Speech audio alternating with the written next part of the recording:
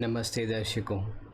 तो आइए सुनते हैं मुंशी प्रेमचंद के उपन्यास गबन का 21वां भाग। वियोगियों के मिलन की रात पटोहियों के पड़ाव की रात है जो बातों में कट जाती है। रमा और जालपा दोनों ही को अपनी 6 महीने की कथा कहानी थी। रमा ने अपना गौरव बढ़ाने के लिए अपने कष्टों को खूब बढ़ा चढ़ा कर बयान किया। जालपा ने अपनी कथा में कष्टों की चर्चा तक न आने दी।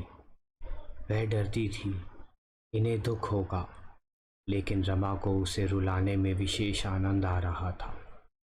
वह क्यों भागा, किस लिए भागा, कैसे भागा, यह सारी गाथा उसने करुण शब्दों में कही और जालपा ने सिसक सिसक कर सुनी। वह अपनी बातों से उसे प्रभावित करना चाहता था। अब तक सभी बातों में उसे परास्त होना पड़ा था। जो बात उसे असूझ मालूम हुई उसे जालपा ने चुटकियों में पूरा कर दिखाया। शतरंज वाली बात को वह खूब नमक मिर्च लगाकर बयान कर सकता था, लेकिन वहाँ भी जालपा ही ने नीचा दिखाया। फिर उसकी कीर्ति लालसा को इसके सिवा और क्या उपाय था कि अपने कष्टों की राई को पर्वत बना कर दिखाए। जालपा ने सिसक कर कहा, तुमने यह सारी आफतें झेली पर हमें एक पत्र तक ना लिखा। क्यों लिखते, हमसे नाता ही क्या था। मुंह देखे की प्रीति थी, आंख ओंठ पहाड़ ओट। रमा ने हसरत से कहा, यह बात नहीं है थी जालपा। दिल पर जो कुछ गुजरती थी दिल ही जानता है, लेकिन लिखने का मुंह भी तो हो। जब मुंह छिपा कर घर से भागा तो अपनी विपत्ति कथा क्या लिखने बैठता। मैंने तो सोच लिया था जब तक खूब रुपए ना कमा लूँगा एक शब्द भी ना लिखूँगा। जालपा ने आंसू भरी आंखों में व्यंग्य भर कर कहा, ठीक ही था, रुपए आदमी से ज़्यादा प्यारे होते ही हैं। हम तो रुपए के यार हैं। तुम चाहे चोरी करो, डाका मारो, जाली नोट बनाओ, झूठी गवाही दो या भीख मांगो, किसी उपाय से रुपए लाओ। तुमने हमारे स्वभाव को कितना ठीक समझा है कि वाह, गोसाई जी भी तो कह गए हैं, स्वार्थ लाही करहीं सब प्रीति। रमा ने झेपते हुए कहा, नहीं नहीं प्रिय, यह बात ना थी। मैं यही सोचता था कि इन फटे हालों जाऊंगा कैसे। सच कहता हूँ, मुझे सबसे ज़्यादा डर तुम्ही से लगता था। सोचता था तुम मुझे कितना कपटी, झूठा, कायर समझ रही होगी। शायद मेरे मन में यह भाव था कि रुपए की थैली देखकर तुम्हारा हृदय कुछ तो नरम होगा। जालपा ने व्यथित कंठ से कहा, मैं उस थाली को छूती भी नहीं। आज मालूम हो गया तुम मुझे कितनी नीच, कितनी स्वार्थिनी, कितनी लोभिनी समझते हो। इसमें तुम्हारा कोई दोष नहीं, सरासर मेरा दोष है। अगर मैं भली होती तो आज यह दिन ही क्यों आता। जो पुरुष 30-40 रुपए का नौकर हो, उसकी स्त्री अगर 2-4 रुपए रोज़ खर्च करे, 1000-2000 के गहने पहनने की नीयत रखे, तो वह अपनी और उसकी तबाही का सामान कर रही है। अगर तुमने मुझे इतना धन लोलुप समझा तो कोई अन्याय नहीं किया, मगर एक बार जिस आग में जल चुकी उसमें फिर ना यदूंगी। इन महीनों में मैंने उन पापों का कुछ प्रायश्चित किया है और शेष जीवन के अंत समय तक करूंगी। यह मैं नहीं कहती कि भोग विलास से मेरा जी भर गया, या गहने कपड़े से मैं ऊब गई, या सैर तमाशे से मुझे घृणा हो गई। यह सब अभिलाषाएं ज्यों की त्यों हैं। अगर तुम अपने पुरुषार्थ से, अपने परिश्रम से, अपने सदुद्योग से उन्हें पूरा कर सको तो क्या कहना, लेकिन नियत खोटी करके, आत्मा को कलुषित करके 1 लाख भी लाओ तो मैं उसे ठुकरा दूंगी। जिस वक्त मुझे मालूम हुआ कि तुम पुलिस के गवाह बन गए हो, मुझे इतना दुख हुआ कि मैं उसी वक्त दादा को साथ लेकर तुम्हारे बंगले तक गई। मगर उसी दिन तुम बाहर चले गए थे और आज लौटे हो। मैं इतने आदमियों का खून अपनी गर्दन पर नहीं लेना चाहती। तुम अदालत में साफ साफ कह दो कि मैंने पुलिस के चकमे में आकर गवाही दी थी। मेरा इस मामले से कोई संबंध नहीं है। रमा ने चिंतित होकर कहा, जब से तुम्हारा खत मिला तभी से मैं इस प्रश्न पर विचार कर रहा हूँ, लेकिन समझ में नहीं आता क्या करूँ। एक बात कहकर मुकर जाने का साहस मुझ में नहीं है। बयान तो बदलना ही पड़ेगा। आखिर कैसे? मुश्किल क्या है? जब तुम्हें मालूम हो गया कि म्यूनसिपैलिटी तुम्हारे ऊपर कोई मुकदमा नहीं चला सकती तो फिर किस बात का डर? डर ना हो, झेप भी तो कोई चीज़ है। जिस मुंह से एक बात कही उसी मुंह से मुकर जाऊं, यह तो मुझसे ना होगा। फिर मुझे कोई अच्छी जगह मिल जाएगी, आराम से ज़िंदगी बसर होगी। मुझ में गली गली ठोकरें खाने का बूता नहीं है। जालपा ने कोई जवाब ना दिया। वह सोच रही थी आदमी में स्वार्थ की मात्रा कितनी अधिक होती है। रमा ने फिर घृष्टता से कहा, और कुछ मेरी ही गवाही पर तो सारा फैसला नहीं हुआ जाता। मैं बदल भी जाऊं तो पुलिस कोई दूसरा आदमी खड़ा कर देगी। अपराधियों की जान तो किसी तरह नहीं बच सकती। हाँ, मैं मुफ्त में मारा जाऊंगा। जालपा ने त्योरी चढ़ाकर कहा, कैसे बेशर्मी की बातें करते हो जी। क्या तुम इतने गए बीते हो कि अपनी रोटियों के लिए दूसरों का गला काटो? मैं इसे नहीं सह सकती। मुझे मजदूरी करना, भूखों मर जाना मंजूर है। बड़ी से बड़ी विपत्ति जो संसार में है वह सिर पर ले सकती हूँ, लेकिन किसी का बुरा करके स्वर्ग का राज भी नहीं ले सकती। रमा इस आदर्शवाद से चिढ़कर बोला, तो क्या तुम चाहती हो मैं यहाँ कूलीगरी करूँ? जालपा, नहीं, मैं यह नहीं चाहती, लेकिन अगर कूलीगिरी भी करनी पड़े तो वह खून से तर रोटियां खाने से कहीं बढ़कर है। रमा ने शांत भाव से कहा, जालपा, तुम मुझे जितना नीच समझ रही हो मैं उतना नीच नहीं हूँ। बुरी बात सभी को बुरी लगती है। इसका दुख मुझे भी है कि मेरे हाथों इतने आदमियों का खून हो रहा है, लेकिन परिस्थिति ने मुझे लाचार कर दिया है। मुझ में अब ठोकरें खाने की शक्ति नहीं है, ना मैं पुलिस से रार मुँह ले सकता हूँ। दुनिया में सब थोड़े ही आदर्श पर चलते हैं। मुझे क्यों उस ऊंचाई पर चढ़ाना चाहती हो जहाँ पहुँचने की शक्ति मुझ में नहीं है? जालपा ने तीक्ष्ण स्वर में कहा, जिस आदमी में हत्या करने की शक्ति हो उसमें हत्या ना करने की शक्ति का ना होना अचंभे की बात है। जिसमें दौड़ने की शक्ति हो उसमें खड़े रहने की शक्ति ना हो, इसे कौन मानेगा? जब हम कोई काम करने की इच्छा करते हैं तो शक्ति आप ही आप आ जाती है। तुम यह निश्चय कर लो कि तुम्हें बयान बदलना है, बस, और बातें आप आ जाएंगी। रमा ने सिर झुकाए हुए सुनता रहा। जालपा ने और आवेश में आकर कहा, अगर तुम्हें यह पाप की खेती करनी है तो मुझे आज ही यहाँ से विदा कर दो। मैं मुंह में कालिख लगाकर यहाँ से चली जाऊंगी और फिर तुम्हें दिक करने ना आऊंगी। तुम आनंद से रहना, मैं अपना पेट मेहनत मजूरी करके भर लूंगी। अभी प्रायश्चित पूरा नहीं हुआ है, इसलिए यह दुर्बलता हमारे पीछे पड़ी हुई है। मैं देख रही हूँ, यह हमारा सर्वनाश करके छोड़ेगी। रमा के दिल पर कुछ चोट लगी। सिर खुजलाकर बोला, चाहता तो मैं भी हूँ कि किसी तरह इस मुसीबत से जान बचे। तो बचाते क्यों नहीं? अगर तुम्हें कहते शर्म आती हो तो मैं चलूँ, यही अच्छा होगा।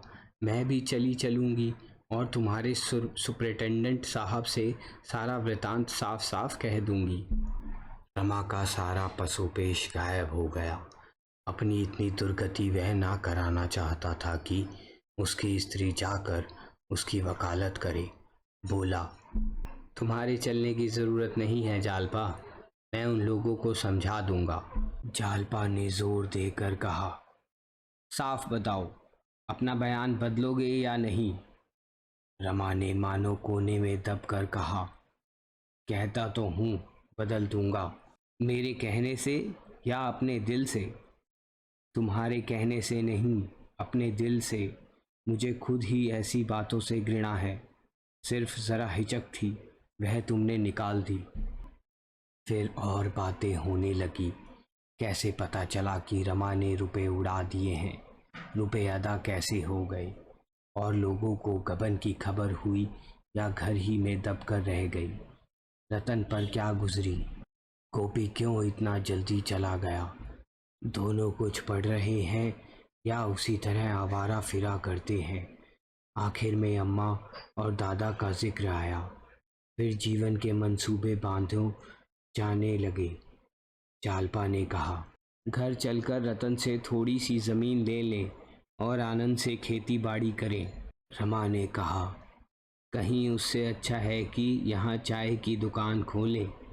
इस पर दोनों में मुबाहसा हुआ। आखिर रमा को हार माननी पड़ी।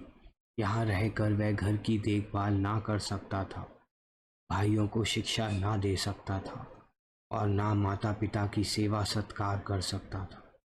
आखिर घर वालों के प्रति भी तो उसका कुछ कर्तव्य है। रमा निरुत्तर हो गया। रमा मुंह अंधेरे अपने बंगले जा पहुंचा। किसी को कानो कान खबर ना हुई। नाश्ता करके रमा ने खत साफ किया, कपड़े पहने और दारोगा के पास जा पहुंचा। त्योरियां चढ़ी हुई थी। दारोगा ने पूछा, खैरियत तो है? नौकरों ने कोई शरारत तो नहीं की? रमा ने खड़े खड़े कहा, नौकरों ने नहीं, आपने शरारत की है।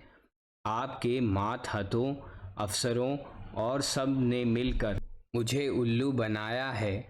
दारोगा ने कुछ घबरा कर पूछा, आखिर बात क्या है? कहिए तो। रमानाथ, बात यही है कि इस मामले में अब कोई शहादत ना दूंगा। उससे मेरा ताल्लुक नहीं। आपने मेरे साथ चाल चली और वारंट की धमकी देकर मुझे शहादत देने पर मजबूर किया। अब मुझे मालूम हो गया कि मेरे ऊपर कोई इल्ज़ाम नहीं, आप लोगों का चकमा था। पुलिस की तरफ से शहादत नहीं देना चाहता। मैं आज जज साहब से साफ कह दूंगा, बेगुनाहों का खून अपनी गर्दन पर ना लूंगा। दारोगा ने तेज होकर कहा, आपने खुद गबन तस्लीम किया था। रमानाथ, मिजान की गलती थी, गबन ना था। म्युनिसिपालिटी ने मुझ पर कोई मुकदमा नहीं चलाया। यह आपको मालूम कैसे हुआ? इससे आपको कोई बहस नहीं। मैं शहादत ना दूंगा, साफ साफ कह दूंगा। पुलिस ने मुझे धोखा देकर शहादत दिलवाई है। जिन तारीखों का यह वाक़या है, उन तारीखों में मैं इलाहाबाद में था। म्युनिसिपल ऑफिस में मेरी हाज़िरी मौजूद है।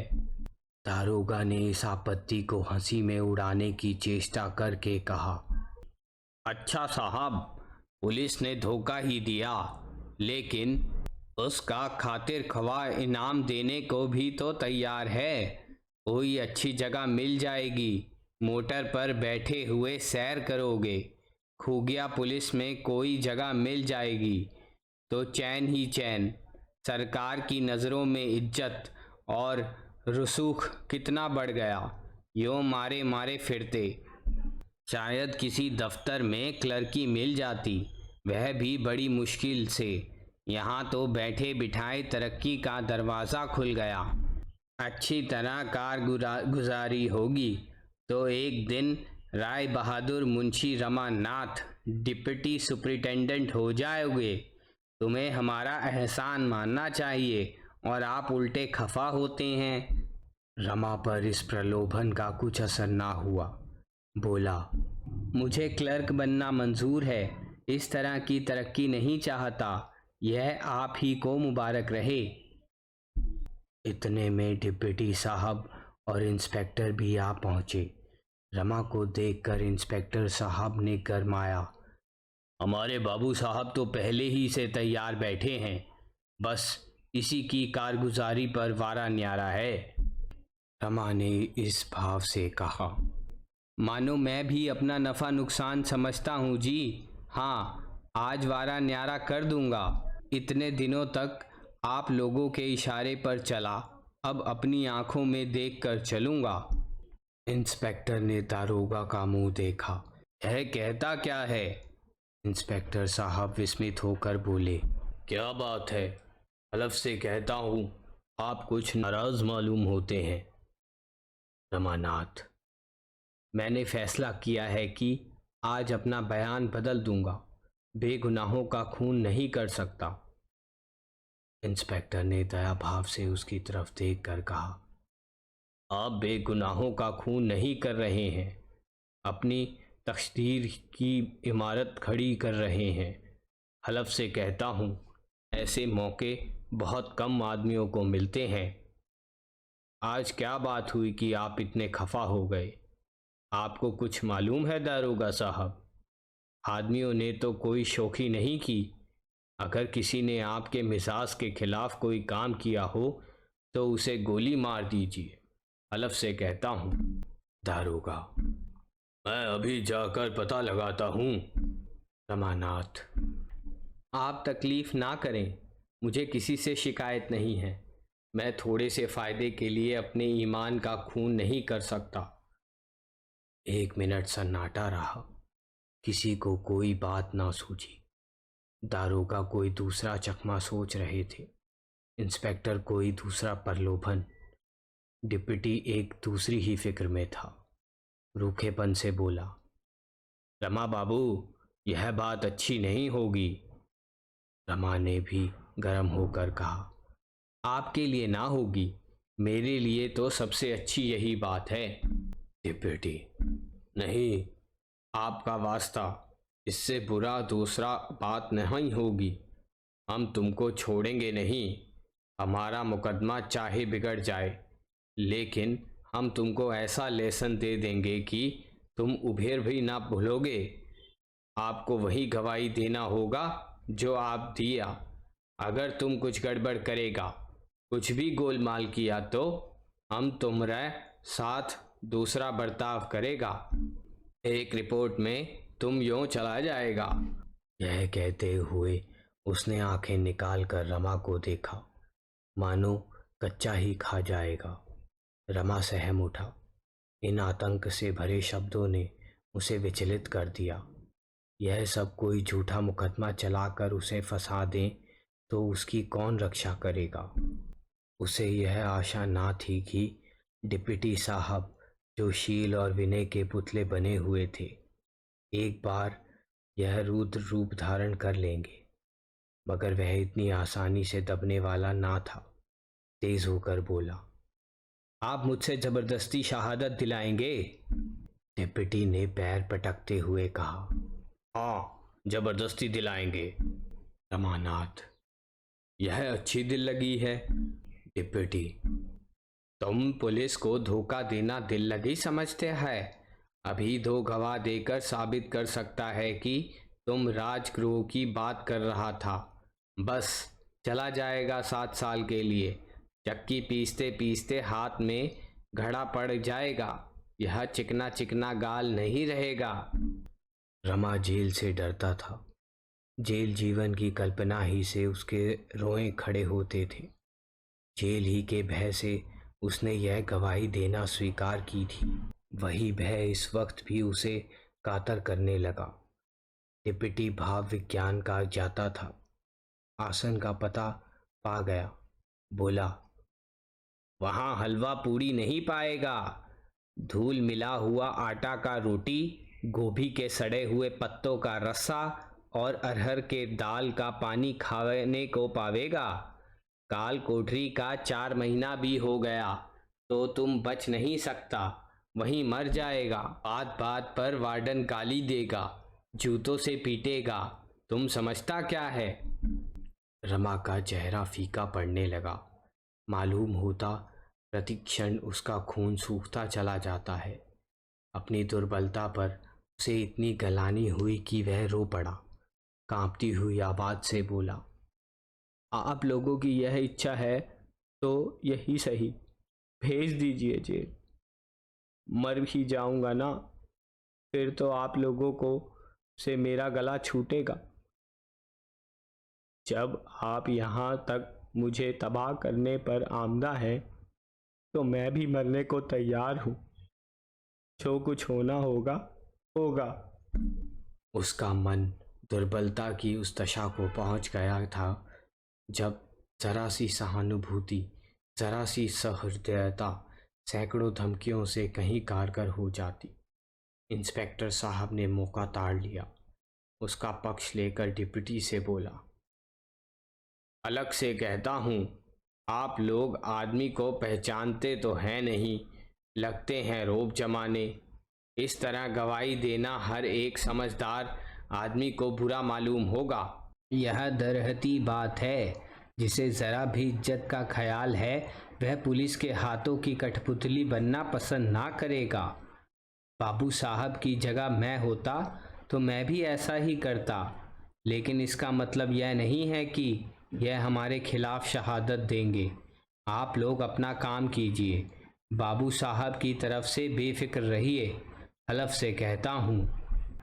उसने रमा का हाथ पकड़ लिया और बोला, आप मेरे साथ चलिए बाबूजी, आपको अच्छे अच्छे रिकॉर्ड सुनाऊं। रमा ने रूठे हुए बालक की तरह हाथ छुड़ाकर कहा, मुझे दिक ना कीजिए इंस्पेक्टर साहब, अब तो मुझे जेल खाने में मरना है। इंस्पेक्टर ने उसके कंधों पर हाथ रख कर कहा, आप क्यों ऐसी बातें मुंह से निकालते हैं साहब? जेल खाने में मरे आपके दुश्मन? डिप्टी ने तमसा भी बाकी ना छोड़ना चाहा। बड़े कठोर स्वर में बोला, मानो रमा से कभी परिचय नहीं है।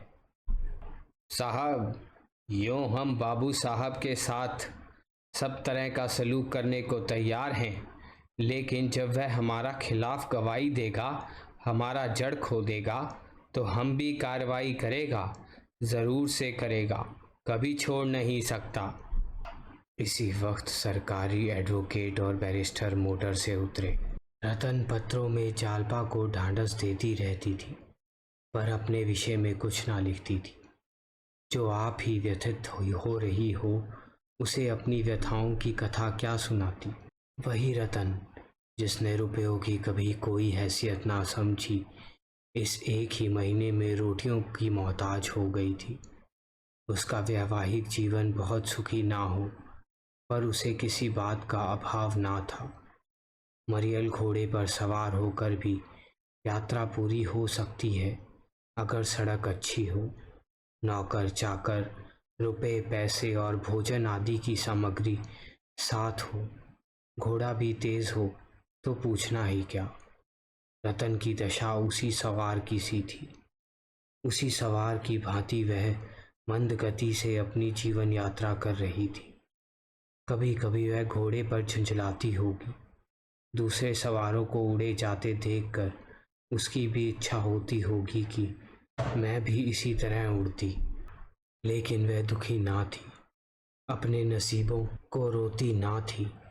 वह उस गाय की तरह थी जो एक पतली सी पगहिया के बंधन में पड़कर अपनी नाद के भूसे खली में मग्न रहती है।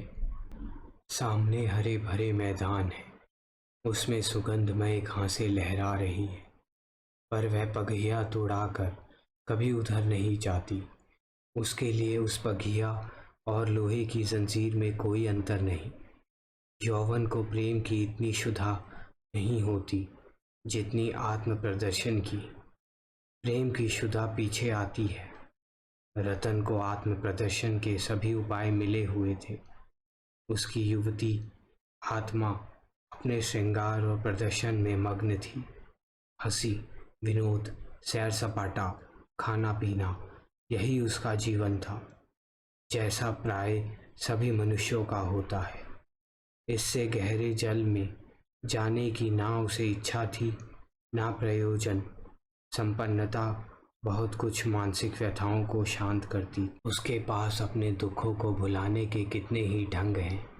सिनेमा है, थिएटर है, देश भ्रमण है, ताश है, पालतू जानवर हैं, संगीत है, लेकिन विपन्नता को भुलाने का मनुष्य के पास कोई उपाय नहीं, इसके सिवा कि वह रोए।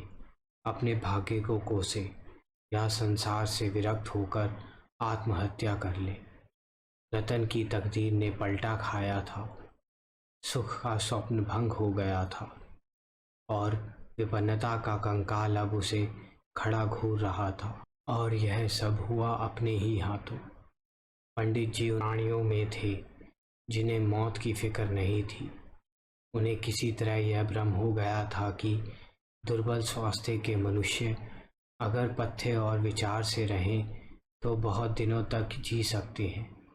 वह पथ्य और विचार की सीमा के बाहर कभी ना जाते।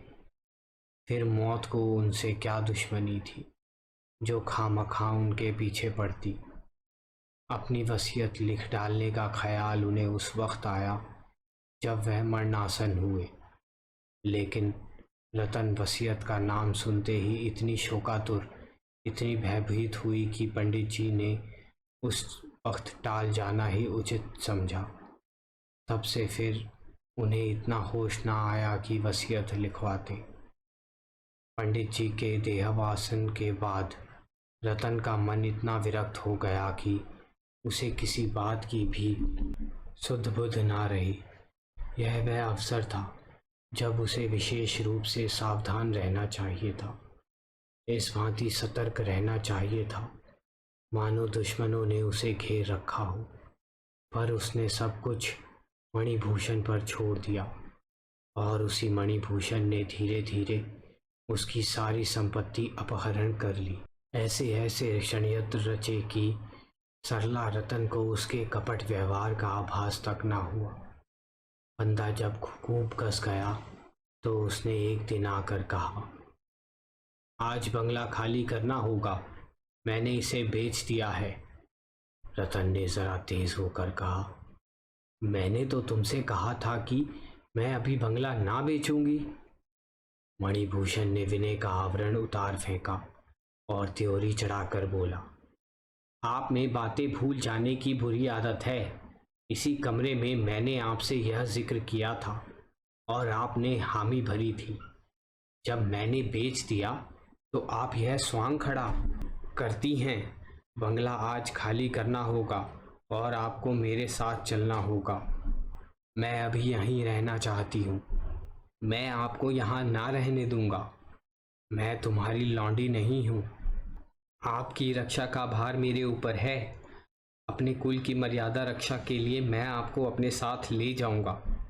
रतन ने होंठ चबाकर कहा, मैं अपनी मर्यादा की रक्षा आप कर सकती हूँ, तुम्हारी मदद की ज़रूरत नहीं। मेरी मर्जी के बगैर तुम यहाँ कोई चीज़ नहीं बेच सकते।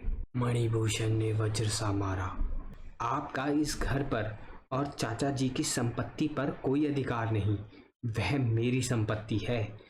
आप मुझसे केवल गुजारे का सवाल कर सकती हैं। रतन ने विस्मित होकर कहा, तुम कुछ भांग तो नहीं खा गए हो? मणिभूषण ने कठोर स्वर में कहा, मैं इतनी भांग नहीं खाता कि बेसिर पैर की बातें करने लगूं। आप तो पढ़ी लिखी हैं, एक बड़े वकील की धर्मपत्नी थी, कानून की बहुत सी बातें जानती होंगी। सम्मिलित परिवार में विधवा का अपने पुरुष की संपत्ति पर कोई अधिकार नहीं होता। चाचा जी और मेरे पिताजी में कभी अलगोजा नहीं हुआ। चाचा जी यहाँ थे, हम लोग इंदौर में थे, पर इससे यह नहीं सिद्ध होता कि इसमें अलगोजा था।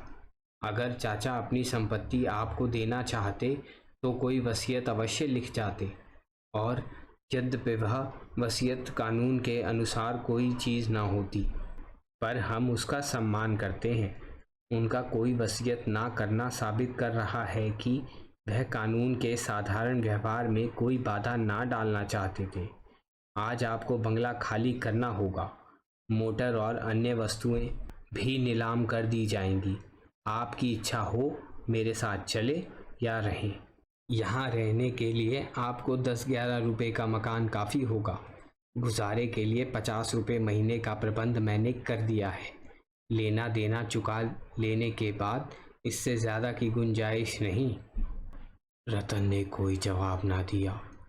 कुछ देर वह हतबुद्धि सी बैठी रही, फिर मोटर मंगवाई और सारे दिन वकीलों के पास दौड़ती फिरी।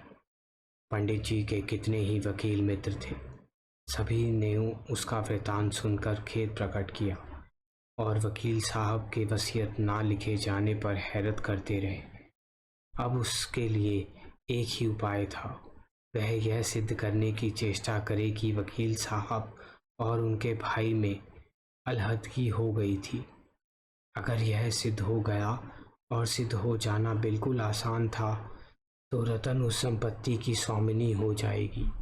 अगर वह यह सिद्ध ना कर सकी तो उसके लिए कोई चारा ना था। अभागिनी रतन लौट आई। उसने निश्चय किया, जो कुछ मेरा नहीं है उसे लेने के लिए मैं झूठ का आश्रय ना लूंगी, किसी तरह नहीं। मगर ऐसा कानून बनाया किसने? क्या स्त्री इतनी नीच, इतनी तुच्छ, इतनी नंगने हैं? क्यों? रतन दिन भर चिंता में डूबी मौन बैठी रही। इतने दिनों वह अपने को इस घर की स्वामिनी समझती रही। कितनी बड़ी भूल थी। पति के जीवन में जो लोग उसका मुंह ताकते थे, वे आज उसके भाग्य के विधाता हो गए। यह घोर अपमान रतन जैसी माननीय स्त्री के लिए असहनीय था। मानो कमाई पंडित जी की थी, पर यह गांव तो उसी ने खरीदा था। इनमें से कई मकान तो उसके सामने ही बने।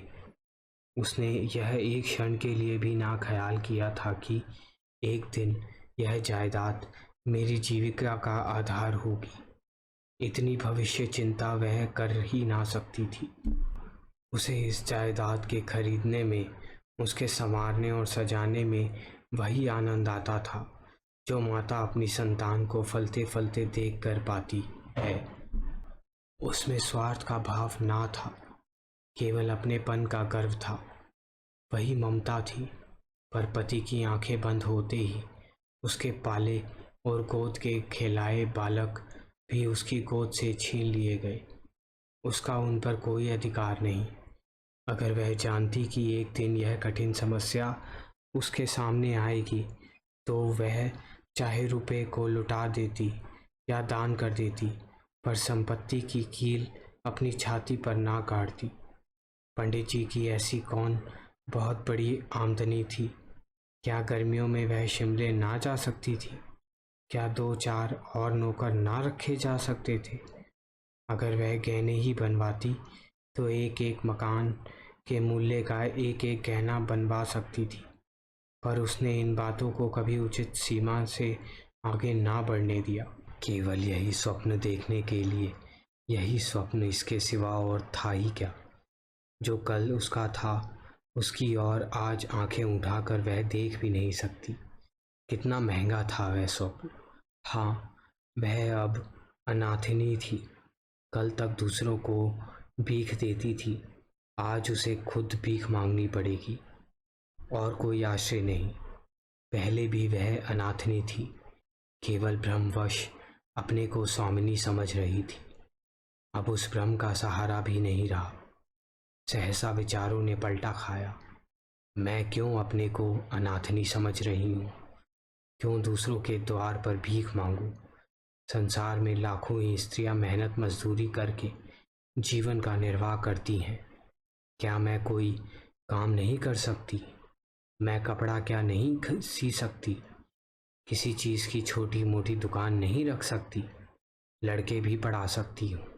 यही ना होगा, लोग हंसेंगे, मगर मुझे उस हंसी की क्या परवाह।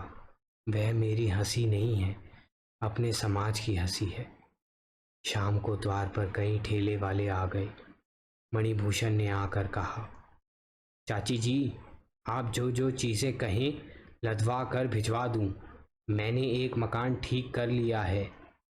रतन ने कहा, मुझे किसी चीज़ की ज़रूरत नहीं। ना तुम मेरे लिए मकान लो। जिस चीज़ पर मेरा कोई अधिकार नहीं, वह मैं हाथ से भी ना छू सकती।